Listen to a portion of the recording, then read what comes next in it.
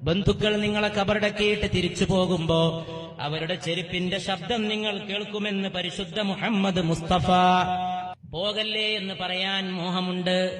എന്നെ ഈ മൺകൂടയിൽ ഒറ്റക്കാക്കിയിട്ട് പോവുകയാണോ എന്ന് വിളിച്ചു പറഞ്ഞ് കരയാൻ ആഗ്രഹമുണ്ട്. ഒറ്റക്കൊരു വീട്ടിൽ കിടക്കാത്ത മനുഷ്യനാണ്. രാത്രി സമയമായാൽ പേടിയാണ്.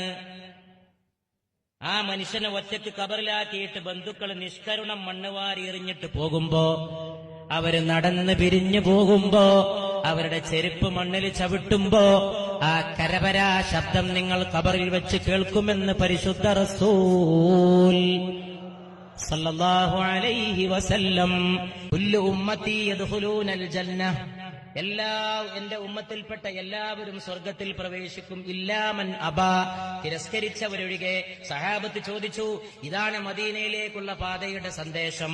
ഒമൻ യഅബാ, ആരാണ് തിരസ്കരിക്കുന്നതെന്ന് സഹാബത്ത് ചോദിച്ചപ്പോൾ അവിടുന്ന് പറഞ്ഞു, മൻ അതാഅനി ദഖലൽ ജന്നഹ്, എന്നെ അനുസരിച്ചവൻ സ്വർഗത്തിൽ പ്രവേശിച്ചു. ഒമൻ അസാനി, എന്നെ ധിക്കരിച്ചവനോ ഫഖദ് അബാ, അവൻ തിരസ്കരിച്ചു.